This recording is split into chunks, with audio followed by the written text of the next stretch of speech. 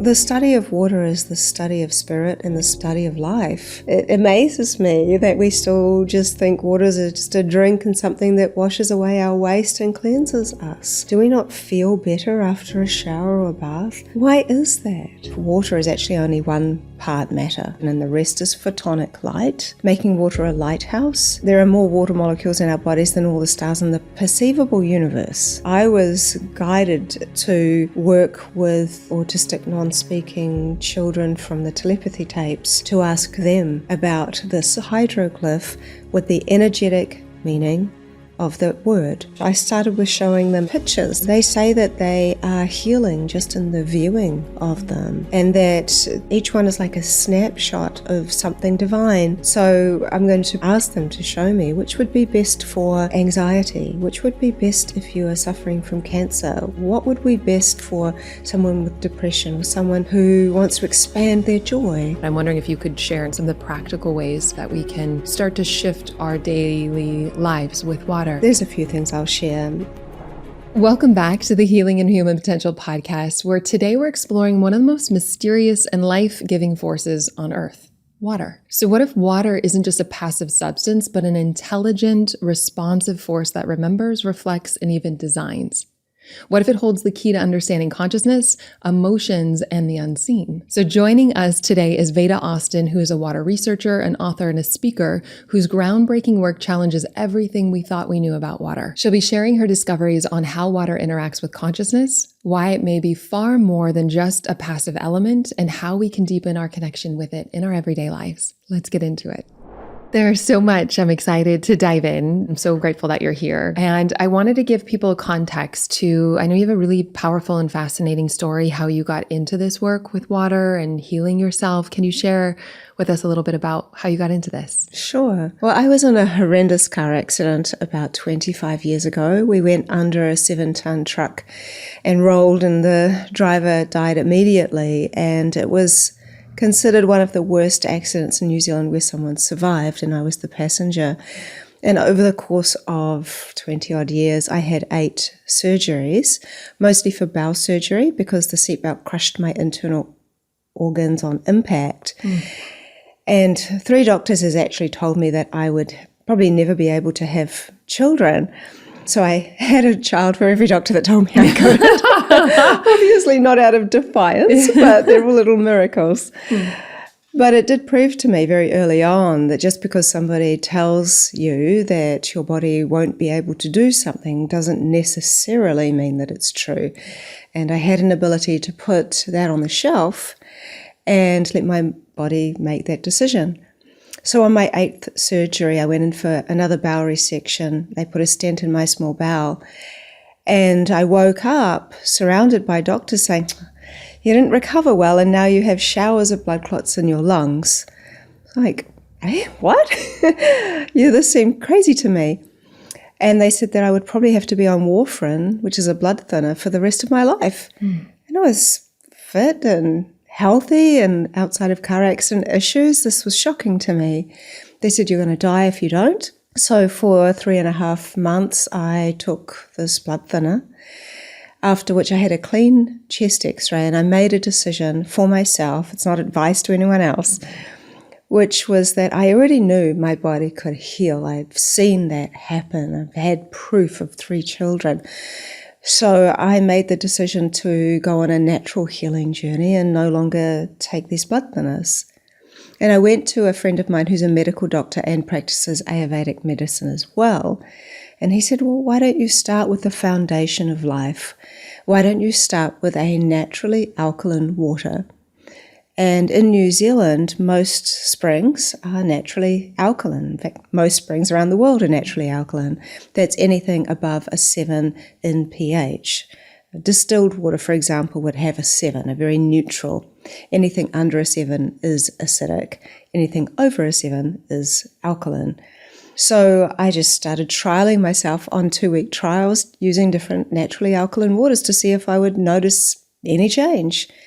And outside of feeling well and having the obvious hydration, I know they're not symptoms, but aspects of feeling well and having good mental clarity and all of those things, I didn't notice anything all that much. And by this time, I had a wellness center, and a client came to me and she said, oh, I know this old guy, he's got his own private source of naturally alkaline water, and he's only giving it to cancer patients, and it's 9.9 out of the ground naturally. I'm like, wow, that's really high. Mm-hmm. And so I went to see him, and he gave me a month worth of water to drink. And within 3 days, I noticed a change in something so many people don't talk about, which is bowel motions. But it's an indicator of what's going on inside. Mm-hmm. So many people are sitting on the toilet trying to push out a pebble for an hour. And that is one of the many symptoms that you see quite often with someone who has not drunk enough quality water, of dehydration. So I thought, things are moving, this is good. But day 10, I noticed some bumps coming up along my arm and jaw on my right side that was super painful. And there was one very angry bump, and as gross as it sounds, when I put my finger over the bump, it felt sharp. And so I'm like, I think there's actually something in there. So I got these tweezers and I picked this little piece of green glass out of my arm.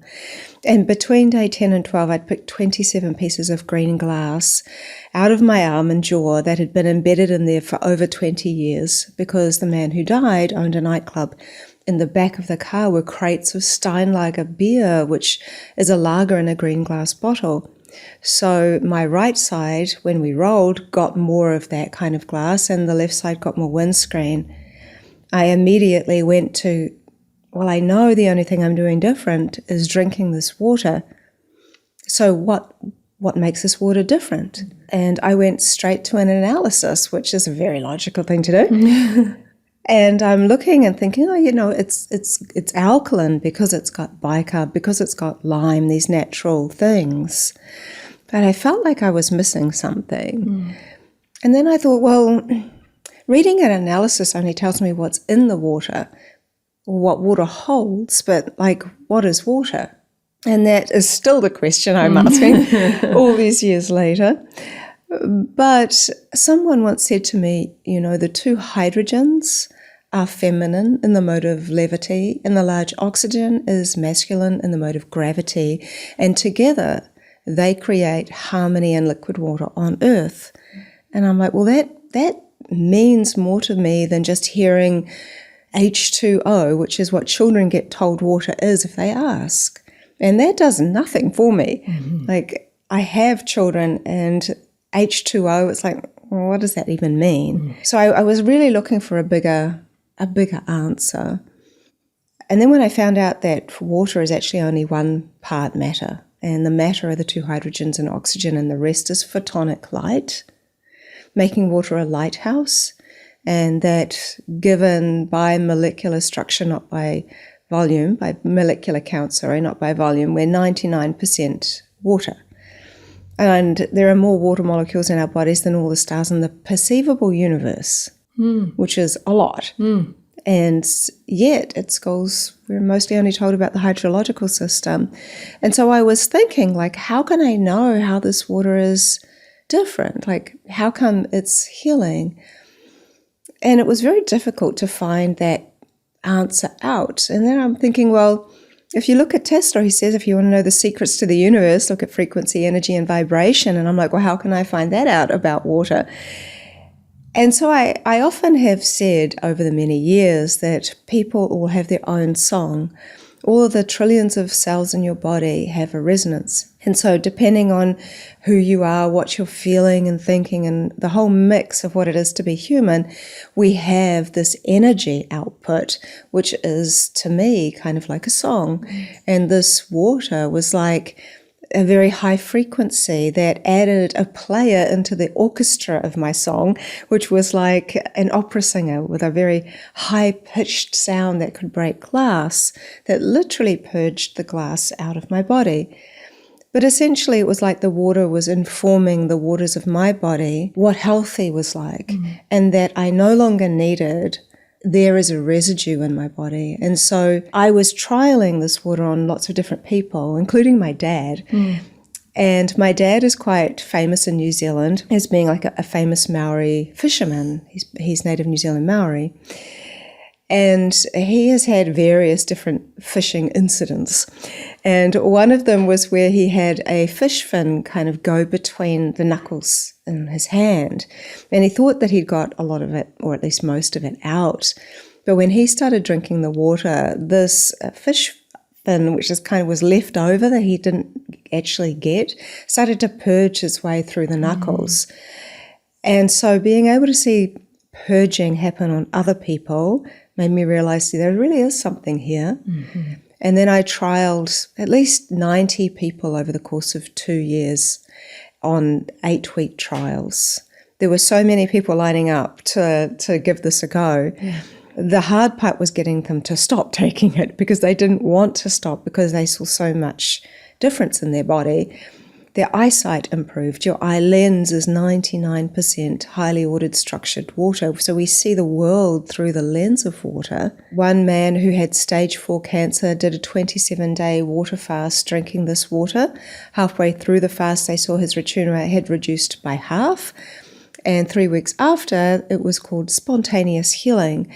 And there were 2 other cases, different types of cancers, but women who also did water fast, not as long as 27 days, but they saw reduction in their tumours.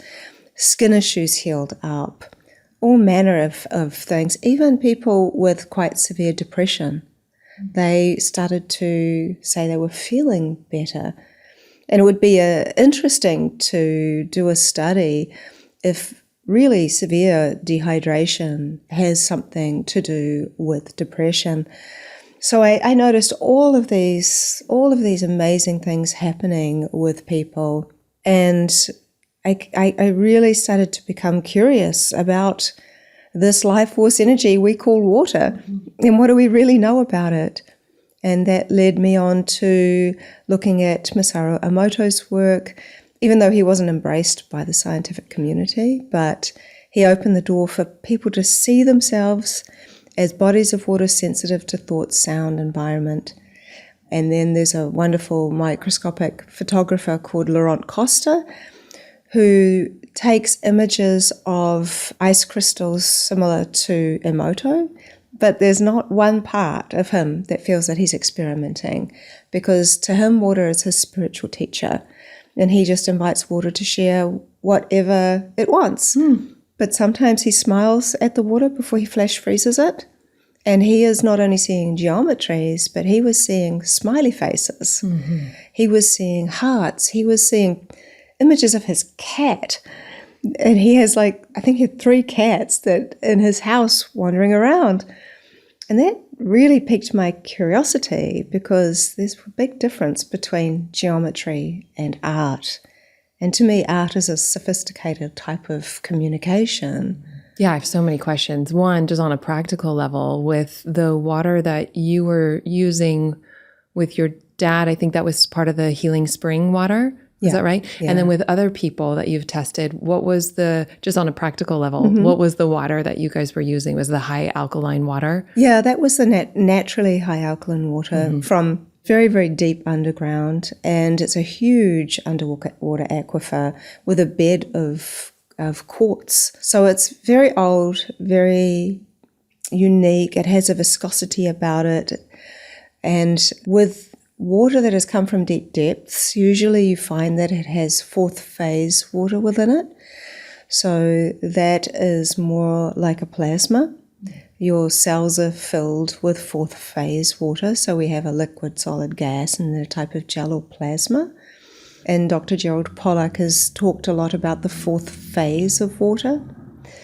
And that actually led me on to my freezing method, because in the early stages, I didn't know if it was true, if water really stored information. We use this term water memory, but over all these years now, I wonder if it's water imagining, if it's water dreaming, not necessarily just remembering, because I see that water's not stuck in time and space. But before we go there, I don't know if you want me to share about the first There's design that I got in the ice. Yeah, I mean, whatever you feel like would be most valuable for people to hear. Well, when I was wondering, like, is this true?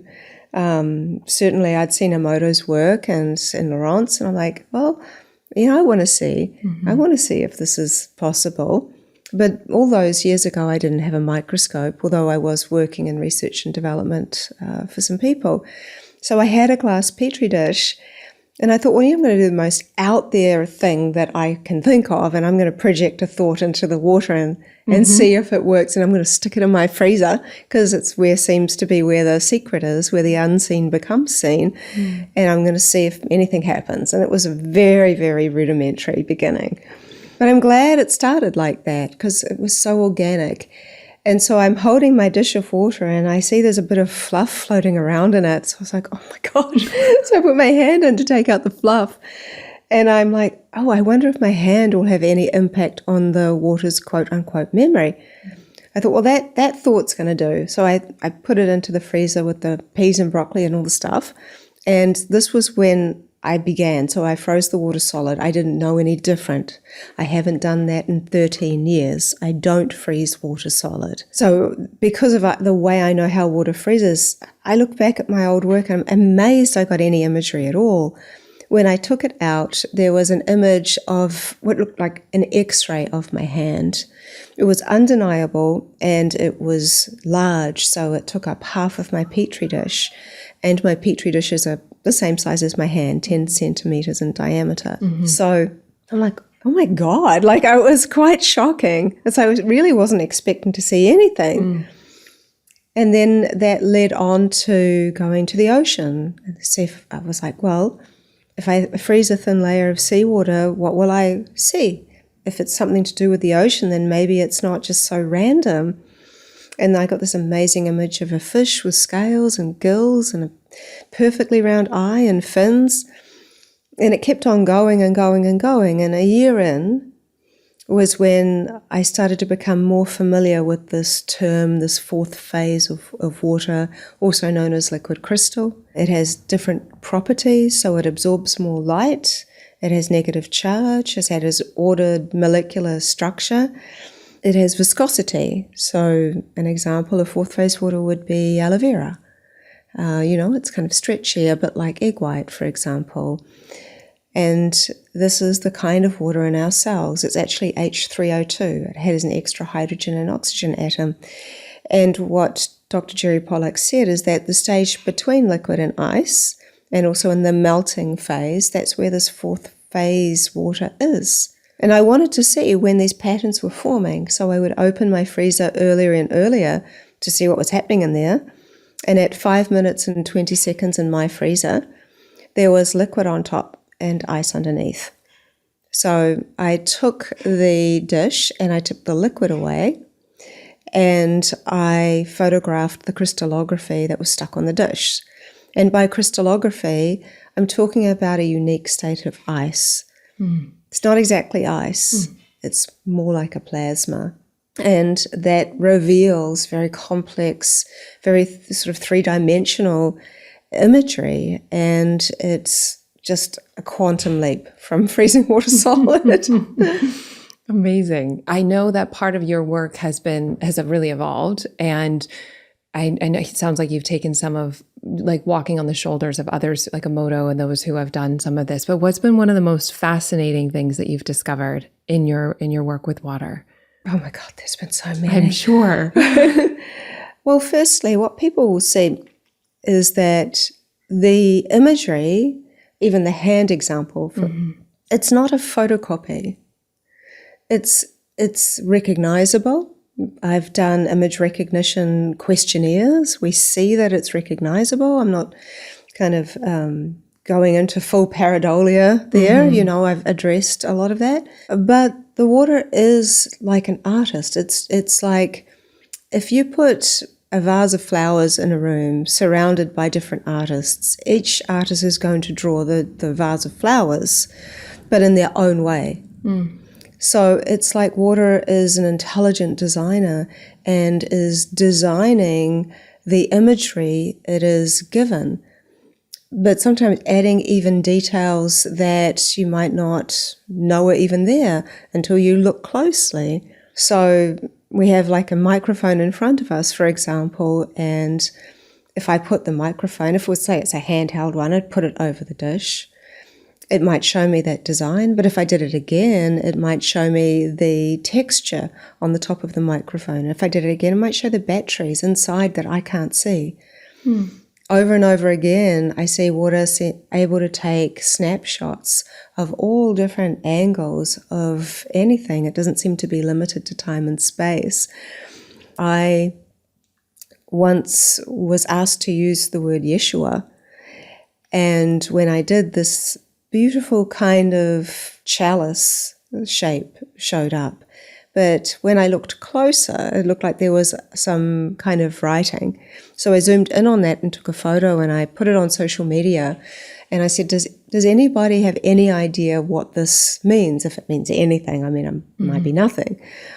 I had over 1,000 people respond to me saying that it was like handwritten Hebrew for Yeshua. It blew my mind. One of the discoveries that I've got more scientific attention for that I think is really amazing is something I call hydroglyphs. So water shares information in 3 ways. A signature pattern, which is a repeatable pattern for various types of water. So spring water looks a certain way, rainwater looks a certain way, and so on and so forth.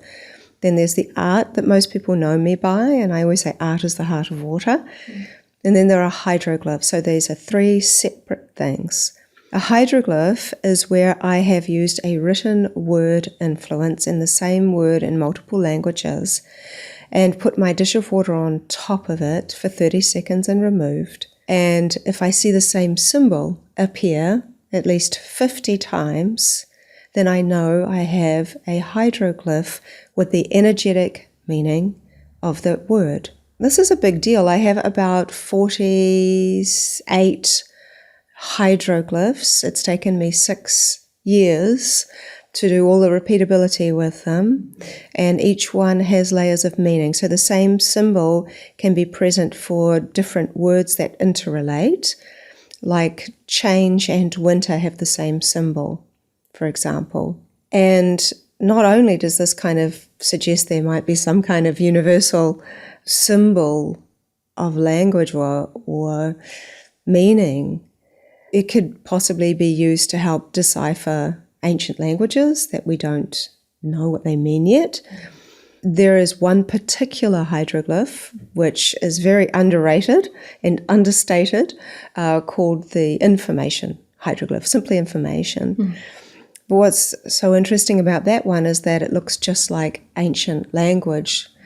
And I recently gave a talk at the annual water conference in Portugal, and I was showing the repeatability. So I show 64 examples of each hydroglyph just to prove that this isn't random.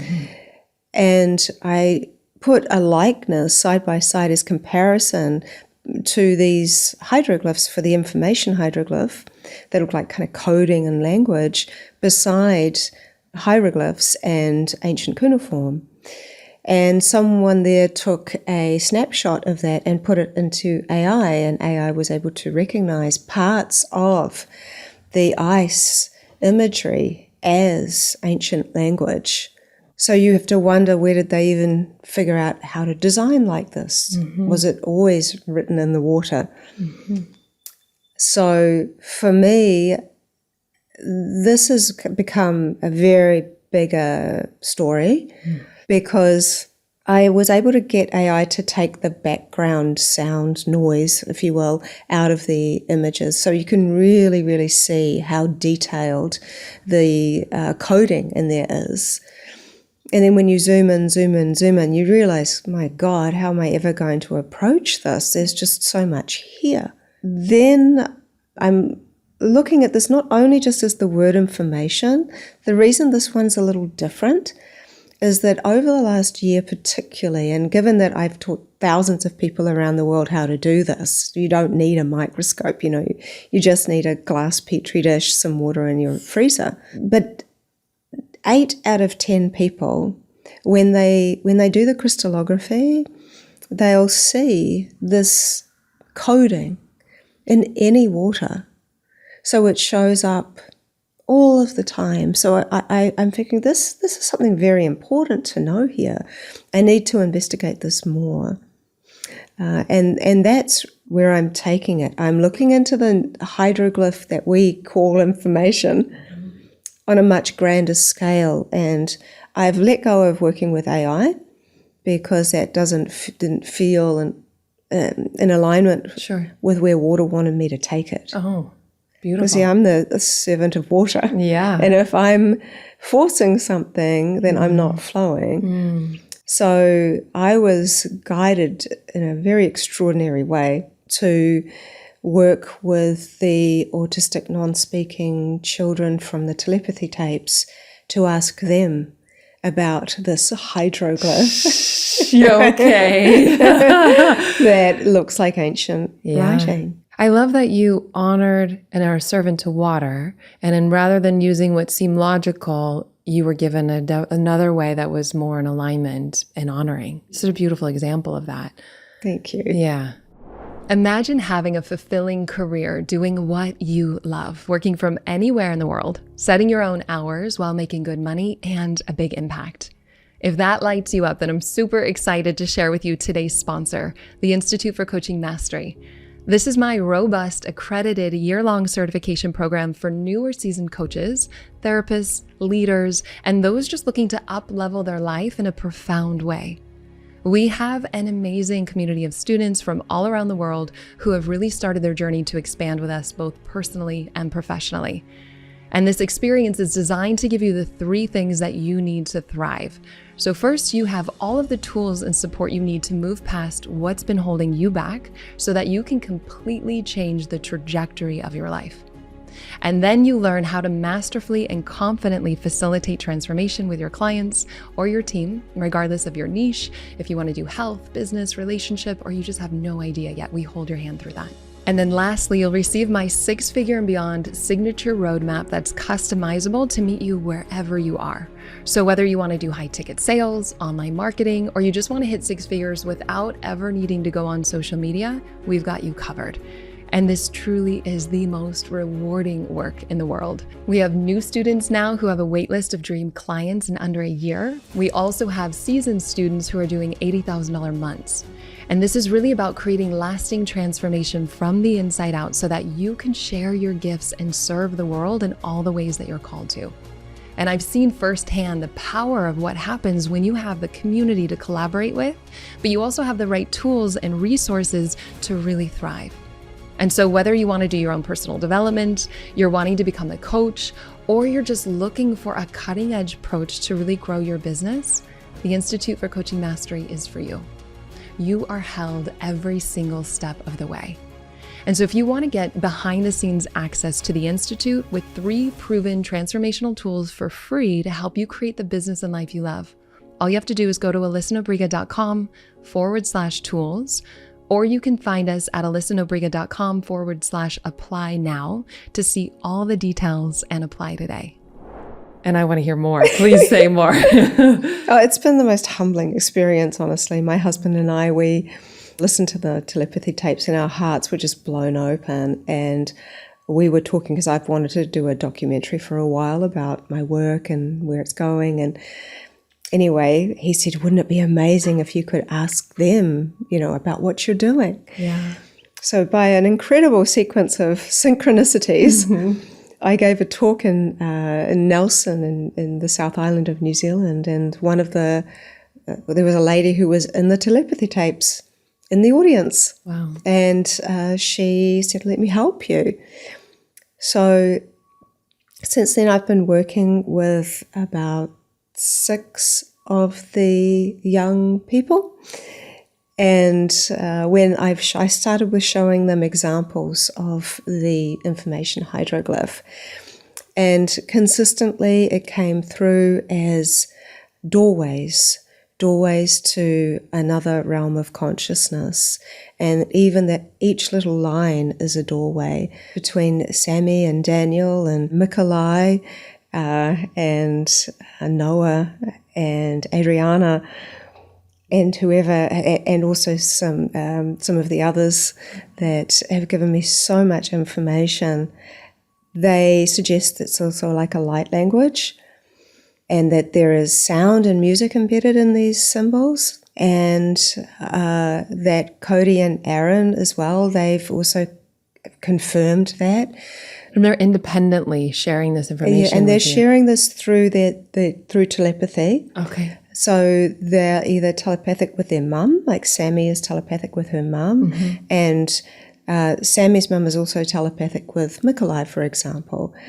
And then another lady is telepathic for some of the others. So they're speaking through telepathy.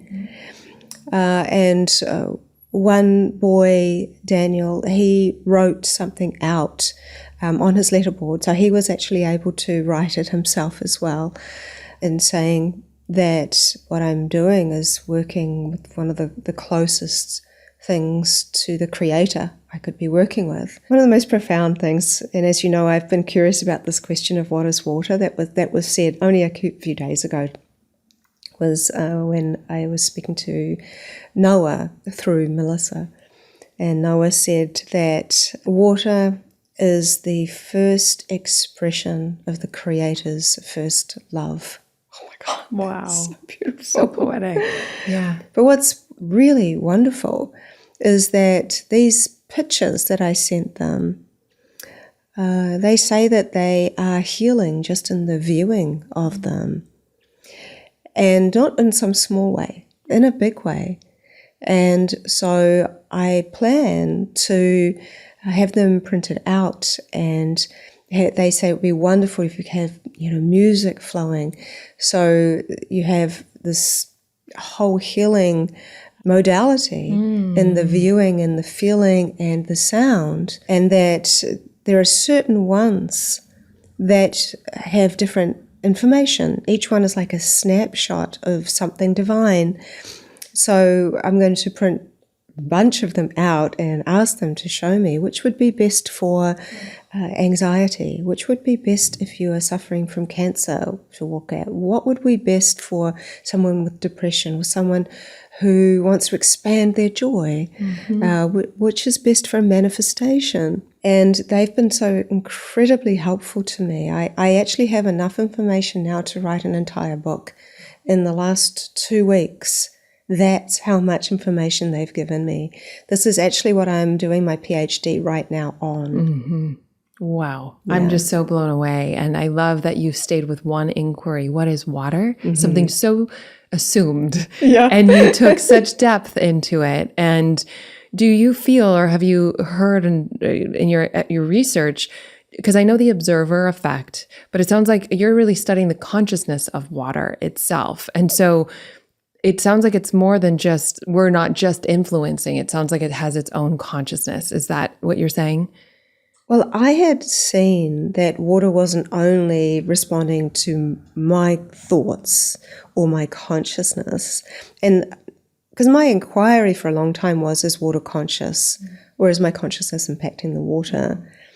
And there were a couple of ways that I went about discovering that, given that it's very difficult to take your consciousness away, no matter how far away you might go, because there's always a connection. But I was working with words, since, this written word thing, people are like, why are you writing words, Well, in ancient Egypt, they would make something called sigils, which were little containers of water, and then they would write something on papyrus and in hieroglyphs that was about healing or a spell of some kind or something like this, or some cleansing. Or they would put a little stone with hieroglyphs inside, and they believed that the water would absorb the energy of the symbols and then take on a power, and they would give the water to people as medicine or as a cleansing or healing. Even homeopaths use paper remedies. They write the word of the remedy, they put the glass of water on top of it, and it imbues with the energy of the word. I started working with words because I saw the water would pick up on things that were in the freezer. If there was a word it was on top of, like an example that comes to mind is the word pizza. And then water designed a thing that looked like a pizza. I'm like, oh my goodness. So I think that these words have an energetic that the water is picking up on. And when I asked the autists, which is what they like to call themselves, why is the water designing like an original image, like an artist impression, rather than a photocopy? And they told me that water is designing the energetic imprint, which looks slightly different. They even told me recently a few things, and I'll come back to where I was kind of going. But Adriana, she was saying that we were talking about amniotic fluid, and I've always said that I thought that amniotic fluid was like the ancestral waters, is where the ancestral information is shared with the embryo. And before I really had time to even finish the sentence, the lady that was telepathic with her was holding up the written word ancestral waters. So do you think she's hearing you and telepathically and she's responding? No, that's what Adriana had said before I even, no, she wasn't hearing me. Okay. Adriana wasn't. Okay. She was already there to answer my own question. Okay. She knew what my question was. That's what I was wondering. Didn't necessarily. Yes. Okay. It'd be silly to think she didn't know what I was thinking. Yeah. But that confirmed that. And yes, the amniotic fluid really does house the ancestral information. She went into some detail, which I'll save for now because it's a pretty big deal. And it goes into some stuff I'd never heard of before. But we went into something so interesting. She said that in our search for water on other planets, because, if we're looking for life, we're looking for water. Mm-hmm. And there's been so much focus on Mars lately. She said what we're doing through our conscious observation is literally creating more water on Mars. Wow. Through what we're doing down here. Mm-hmm. And I don't think we are aware yet, not even close, to our own capabilities. And what all the autists are saying is that it's not just them that are able to tap into these gifts that they have or these other realms of information, but we all can do it. Mm-hmm. And they just come from a pure place of love. And because they're not so attached to the body, able to stay in that place. It's just a simple difference. But there's just so much to investigate with it and to share. I'm just so fascinated with everything you're sharing. Taking all these tributaries. I want to hear more about what they're sharing and how to really use it for healing, because it just sounds like tapping into the not only the power of our conscious ability to create, but also the ability to use this to heal. Yeah. I've talked about these hydroglyphs, these symbols. And before I met the autists, I'd had an already remarkable story to tell. I was approached by a very worn-out mum. She was exhausted, and I don't know how she'd found out about my work or my work with hydroglyphs, because it was very new, really, when she found out about it. But I'd got further than most people knew already by that time. She's a mum of a non-speaking, very disabled daughter who couldn't write, was partially blind, in a wheelchair, very high needs, and the mum didn't have much support. She was exhausted. And she said, look, all I want to know is if my daughter knows I love her. And I'm a mum. I'm like, of course she knows. Of course she knows. She said, seriously, no, that's not how I want to know. Anyone will say that. No, I actually really need to know. She said, all she sees is my angry, sad, grumpy, exhausted face. I hardly ever smile anymore. I'm so tired all the time. And so I said, okay, well, how can I help you? And she said, I'm going to ask my daughter if she knows that I love her. And if she makes any sounds, I'm going to record them and maybe you could play them to the water. So that's exactly what happened. And her daughter made some sounds, which I played to the water. And in the crystallography, although they wanted to keep that dish private, they've allowed me to share the story and give examples of what was in the dish. There were 4 hydroglyphs: the empty hexagon, which means individual and I; a perfect heart, which always means love; then the multiple circles, which means multiple and a lot; and then something we call the speckle, because it looks like a speckle, and that is both earth and mother. And then I got on FaceTime with the both of them because I wanted the daughter to be there because this is her voice, and I wanted to make sure she seemed like in agreement with what I had figured out through knowing something about hydroglyphs. And I said to the mum, well, you know how much you've been wanting to know if your daughter knows how much you love her? Well, your daughter is telling you, I love you so much, mummy. And then the little girl was trying to clap her hands, and it was a big smile, making lots of sounds. Mum was just in tears. I was in tears. The little girl was so happy. And I'm sad to say that she since passed away. The little girl? The little girl. I think that's why the mum was so adamant to know. But each time I get to share this story, this is her. This is her words. Yeah. And so hydroglyphs have become like a voice for the voiceless.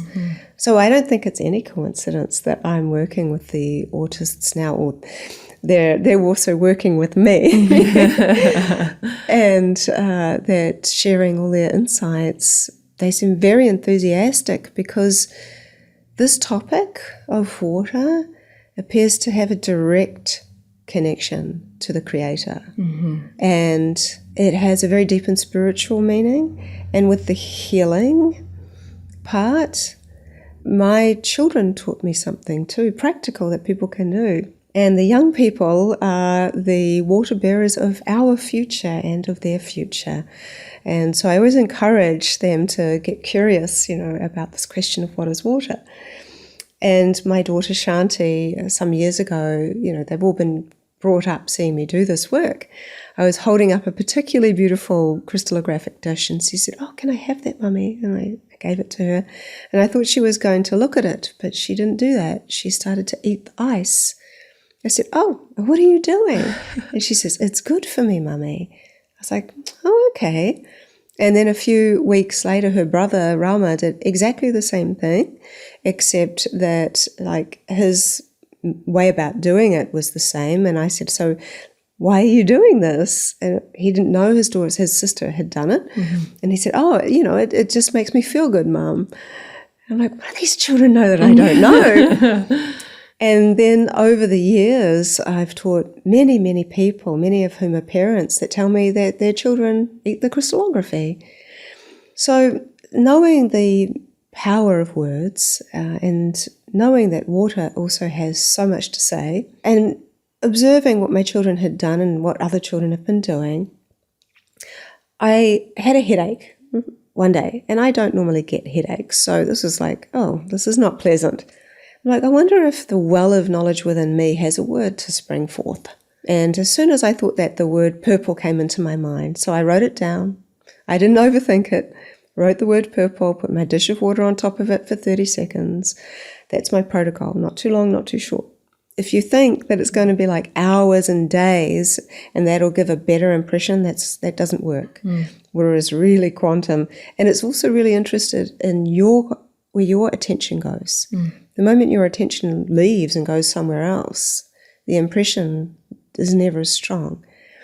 So I wrote the word, did the whole process, and ate the ice. And literally within 5 minutes, my headache had gone. And I was like, oh my God, that was amazing. Then I started teaching people, give this a try. Yeah. Find your word. Don't think it too hard. It's not necessarily going to be a logical word, but just the word that comes into your mind, just the divine word that just comes out of you. Write that word and then eat the crystallography. So now, there's been countless people, nearly 200 people over the last few years that have been using this for various modes of healing and have had pretty extraordinary results. Does it need to be ice? It needs to be that plasma stage. Okay. So very simple, easy to learn my method.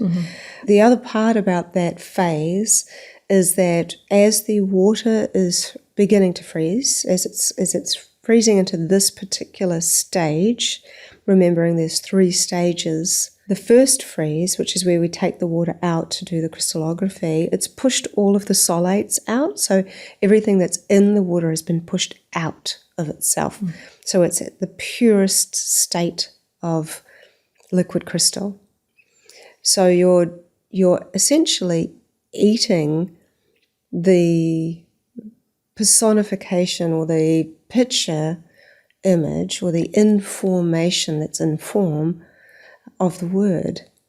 So rather than writing a word on a bottle like love, that's kind of like drinking the messenger in a way.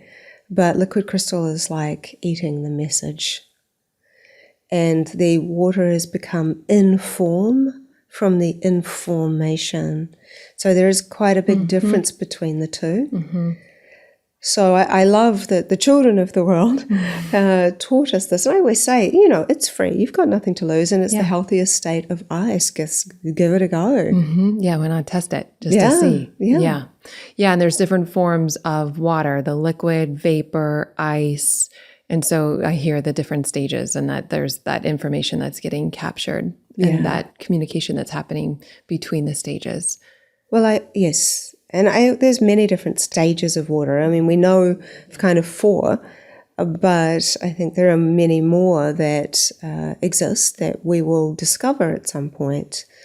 I was on a podcast with Robert Edward Grant, and he said mathematically there must be more stages to water, and I've been saying that intuitively for many years, and one of those stages, I think, has a direct connection to spirit. Yeah, and water is really the symbol of transformation and cleansing, purging, clearing. Like we use it for physical and spiritual and even tears, emotional cleansing when we're moved, happy or sad. Yeah. And we are water, right? So the connection with the divine makes a lot of sense.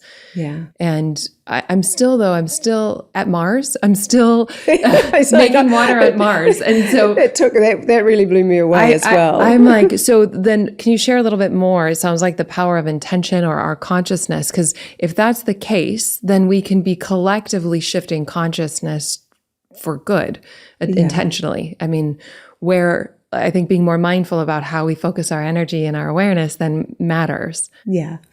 And also starting with you. Yes. You can't change the world. That's right. Unless you change the world inside of you. And that is reflected through my egg albumin study. I was very curious and interested about transference. You know how when women are all together and sometimes their menstrual cycles sync up? Yeah. That is an example of the fluid intelligence of our body making a decision based off information transfer to sync. That seems logical. And so my curiosity was because I've worked with many different types of eggs, because I always thought one of the most naturally informed water would be amniotic fluid. And since that's not easily available, I turned to eggs, they're little containers of life. And egg albumin is a kind of part of the egg white. So when you carefully crack open an egg, a thin saliva-like part will come out first before the gloopy gelatinous part in the yolk. That thin saliva-like part is the albumin. Okay. And I've discovered that there are 6 specific patterns that I've named that form in fresh, free-range eggs. One of them looks like a little volcano with a star inside. There's like a weaving pattern, and then there's feathery patterns, and it goes on.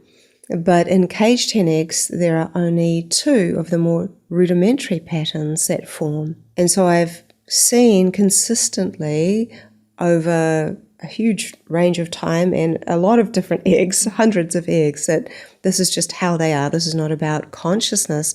This is about the information in the eggs. And so I did controls, and I started with a free-range egg and did the crystallography. And so that was my control.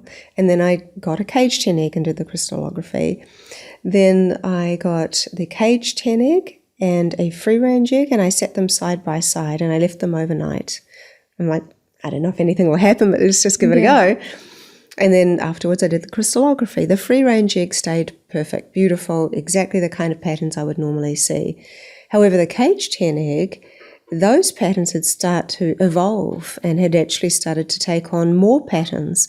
And after having seen hundreds of cage 10 eggs not show anything more than the maximum of 2, to suddenly see like 4 patterns in the crystallography, that was a big deal. So I shared it on social media, and everyone was like, that's cool, but like, what happens if you surrounded the good egg with the bad eggs? Surely it'll go bad. And I was thinking, wow, that's a real reflection of what people think at the moment. And so I did that a couple of times, and I saw this thing that I call healing by proximity. The free-range egg in the center, and I did controls for these 2, and I used the same batch of cage 10 eggs, And the free-range egg, after being surrounded by cage 10 eggs, did not alter at all. It stayed perfectly beautiful. However, the cage 10 eggs closest to the free-range egg improved to such a high degree that they looked like free-range eggs. Now, the ones furthest away improved, but not as much. Now, this is quite amazing that this is happening, given that none of the eggs were fertile, suggesting that the information was there from the beginning. And it makes me wonder if that saying, which came first, the chicken or the egg, or maybe it was the waters. But if you look at just how much water we're made up of, and then you think, well, what this is really saying is that if you just start healing yourself, you heal your environment around you. And healing can begin with just looking in the mirror and liking what you see. As a woman, I know how critical I can be of myself. Even when people say, oh, but you're so pretty, it's like you have to feel that, or you have to feel beautiful from the inside out. And that's where it starts. Water has shown me this over and over again, to be kind to myself, to be forgiving, and all these different things. And to be able to be shown these very profound things in water and in biological fluids, even in tears. Like with tears, I've done chemical tears, which are when you cut an onion and you cry, and emotional tears. And the chemical tears, they essentially showed my iris, whereas the tears of joy, of relief, and the tears of grief all took on variations of the hexagon, of emanations of the hexagon. So a hexagon in the middle, and then emanations of that hexagon growing bigger and bigger and bigger, a bit like a spider web without all the details. The one for grief wasn't fully formed, but you could still see structure.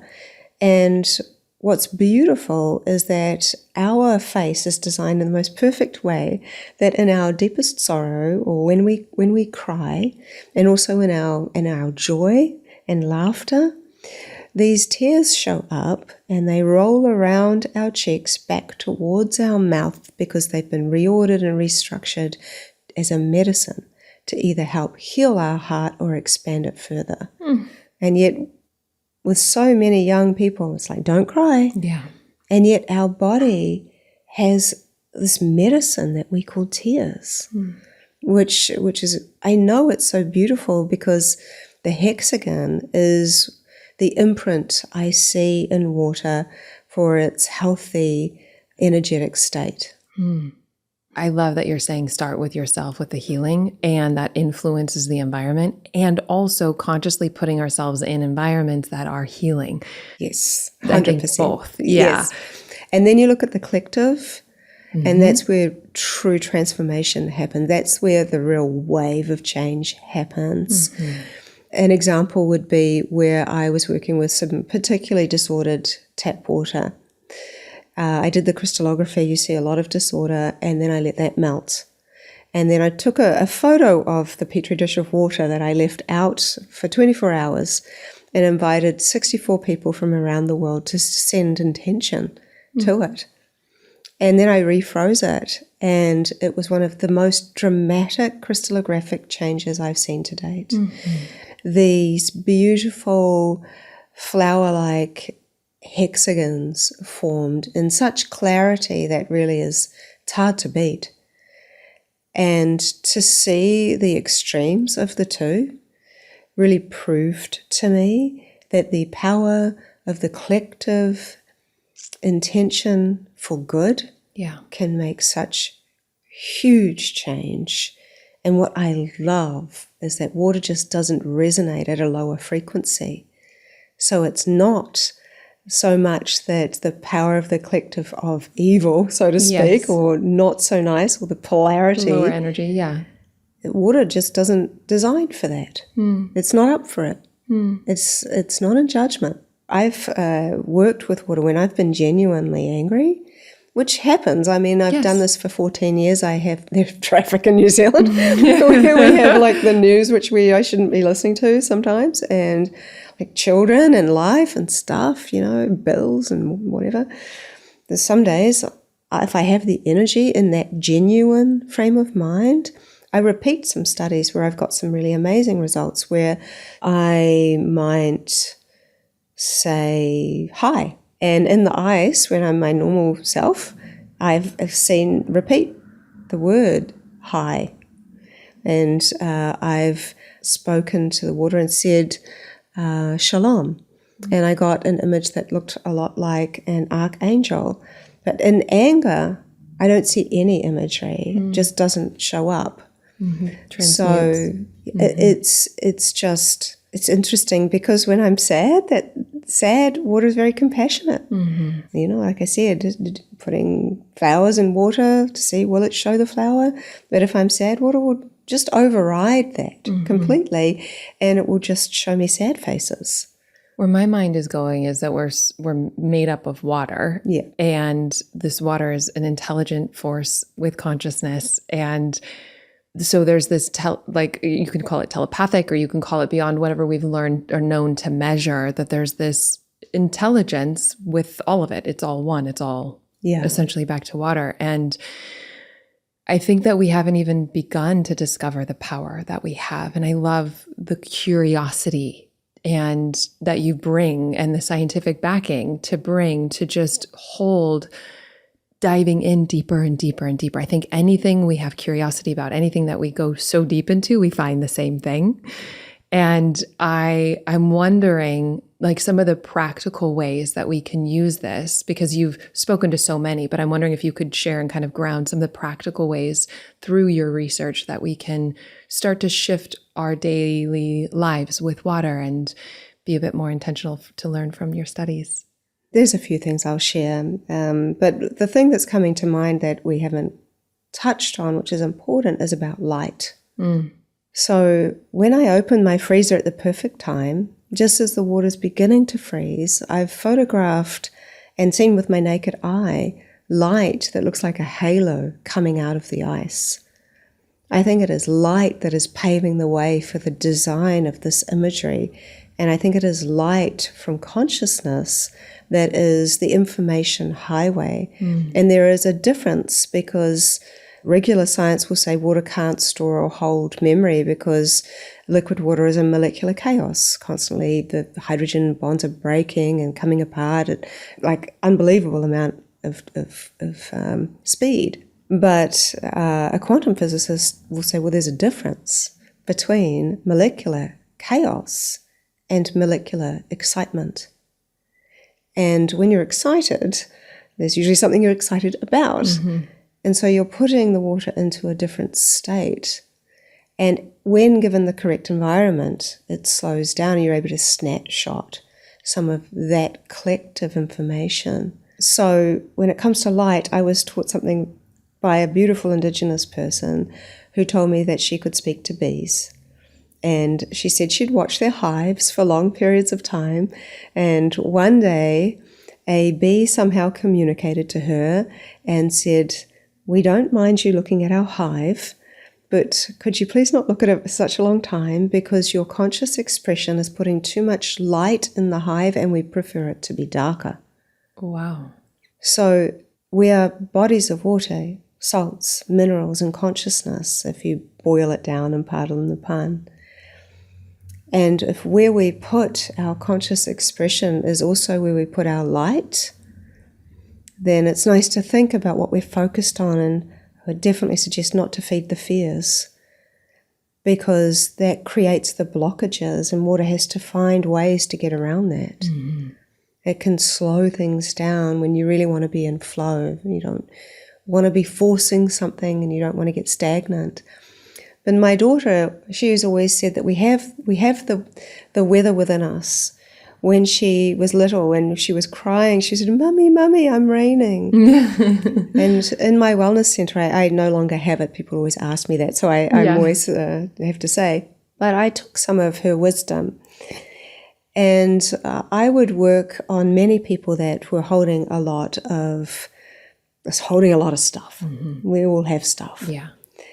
And very often it would be held around the pericardium of the heart, like the protective sac of the heart.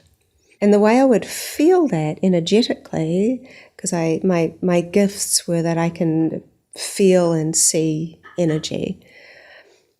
And so I would say to them, okay, what I'm feeling from you is that you have like an ice wall around your heart. Now my hand is like the sun. I'm going to put that over your heart, and I want you to tell me when you start to kind of feel it melting. And what I was really looking for was their stomach starting to swell. Because although it sounds esoteric in some ways, it always had a practical ending. So this feeling, they could feel it, kind of this, they called it like trickling in their body. Each person would use that word. It was quite interesting. And then at some point they would say, "I'm so sorry, but I really need to use the bathroom." And then they would always come back from the toilet and they would say, "I can't believe how much I peed." I was like, "I know I didn't drink that much water." And it was very simple. It was literally like pain melting, because we have all of the different phases within us. And there's many more that we still are yet to learn, I'm sure. Mm-hmm. But in the ice stage, it's the most uncomfortable state of water, because there is very little movement. It's like a freeze state. It's like a dysregulated nervous system. And when you're speaking of the belly, it's this safety, because I watch when I facilitate someone, I watch if their belly's expanding, because that was a signal of safety in their nervous system. So I can see how that also ties. Yeah. And when you're like frozen with fright or fear, or we freeze because we're scared, there's a saying like, as cold as ice, she's as cold as ice. You know, there's all of these kind of words we use and sayings we say relating to cold and freezing and ice. And so that's why I like working with my freezing method, because it's not a solid. It's actually in its most informed state in many ways. There's a fine line. And so being able to do this for yourself, feel where in your body has pain, and then feel that as freezing. And then use your own hand as the sun to melt it. See your own body start to release, and really be in tune with your body, and then feel that release of some of that pain going down the toilet. And this is a wonderful, simple exercise for people to do who don't like sharing. You know, there's a lot of people like that don't have the words to say what they're feeling. But this is something they could just do for themselves in the privacy of their own home. That's beautiful. I think also around containers of water, So what I've seen is that spring water, and I'm a big fan of freshly collected spring water. If you can have a connection to where the water came from, even better. What I've seen is that when you freeze that water within, say, half an hour to an hour of collection, it tends to form very large hexagonal patterns.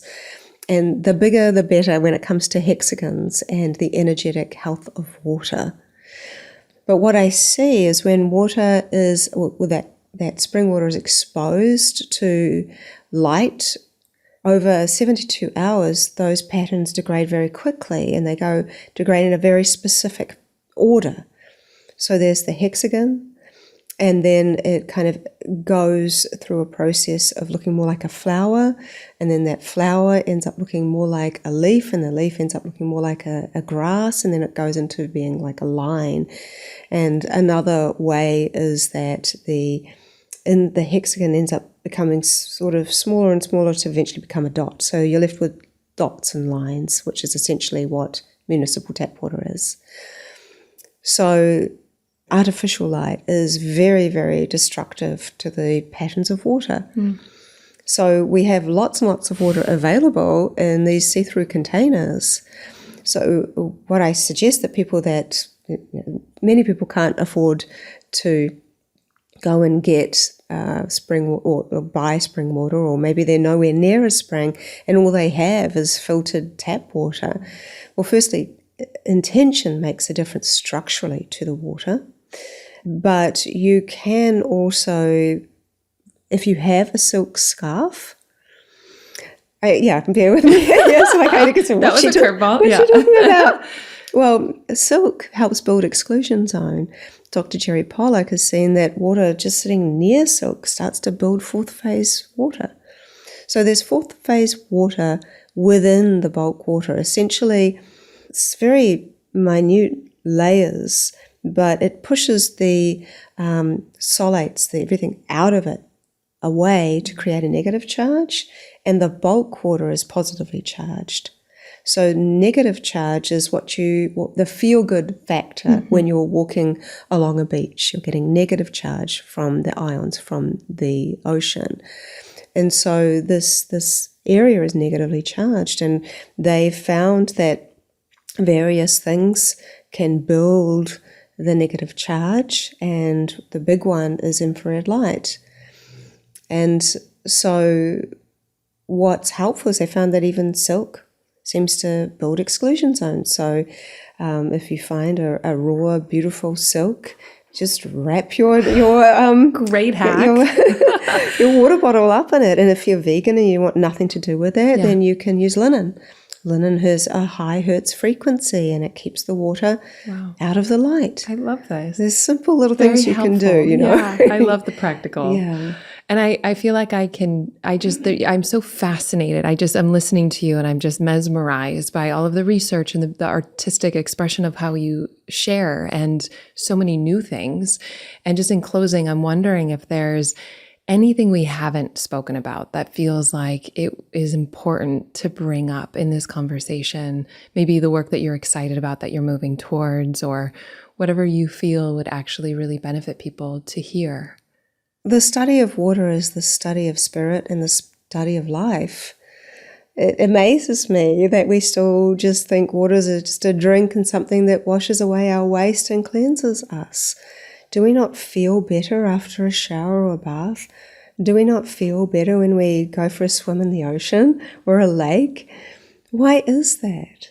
It's because you are a body of water entering into another body of water that is cleansing. And I think if we could just see ourselves the way water sees us, we would never worry anymore about the wrinkles or the grey hairs or the cellulite or the whatever we've got going on. And we would realize that water sees us as a reflection of the divine, because that is what water is. And that's how water sees us, not in judgment. People need to hear that, because one of the things that was difficult for my son was when he saw Emoto's work. It's very contrasting, just the best and worst of things. What I see is people are addicted to the best and worst of things, seeing that, sharing that. Look how bad this is, and kind of really feeding that.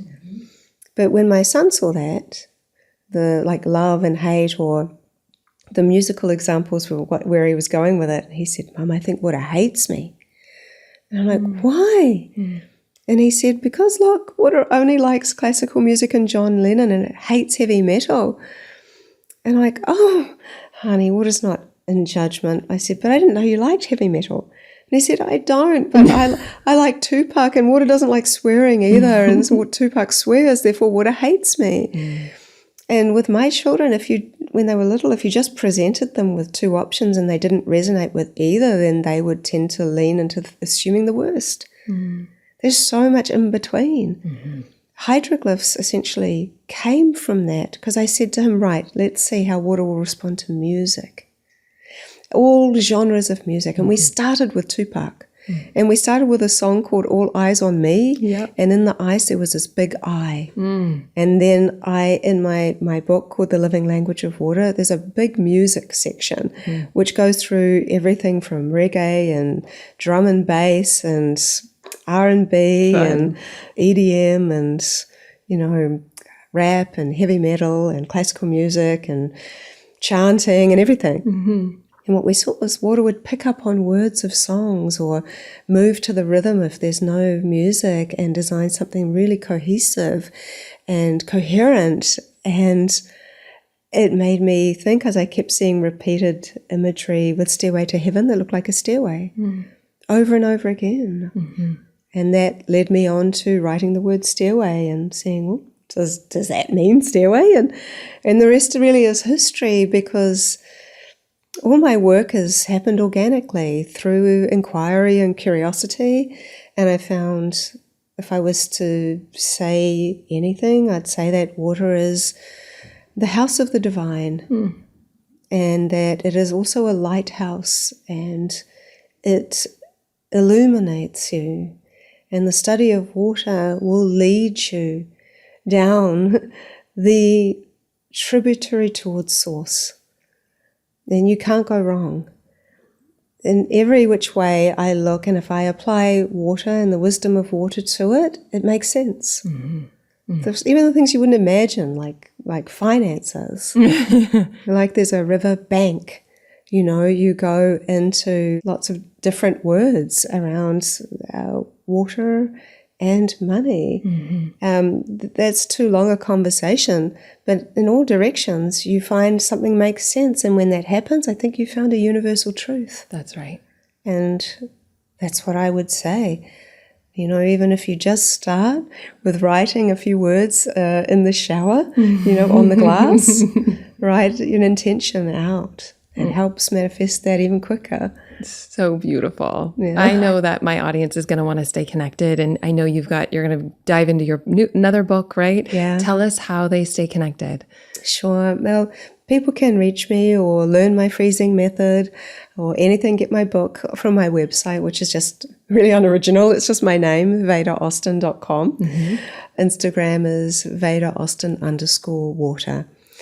And you should be able to reach me from any of those places. Yeah. And we'll put all the information in the show notes below. It's really beautiful to see some of your research and the images on Instagram. So I do encourage people to check it out. Yeah. Thank you so much for your openness, your curiosity, your commitment to staying with one thing so deeply and listening. You are such a gift, and I'm so grateful to have connected with you. Reflecting you right back. Thank you. Thank you so much for doing this work that changes the world, starting with yourself. It truly does make a difference. And if you're finding value in this podcast, a cost-free way to support us is by leaving an up to 5-star review. It does mean the world to us. And as a thank you gift, we're going to send you one of the most powerful tools that you will ever discover. You're going to get behind-the-scenes access showing you how to live into your full potential without letting fear hold you back from stepping into your dreams. Just head over to Apple Podcast or Spotify and leave a review now. You can take a screenshot before hitting submit and then go to alyssanobriga.com/podcast to upload it. And make sure to have your automatic downloads turned on wherever you listen so you don't miss any of the upcoming episodes. I have so much magic I can't wait to share with you. And you can find all this information in the show notes below. But lastly, if you're on Instagram, I love connecting and hearing from you. So come on over and say hello. I'm at Alyssa Nobriga. Thank you again for being here. I cannot wait to share more with you.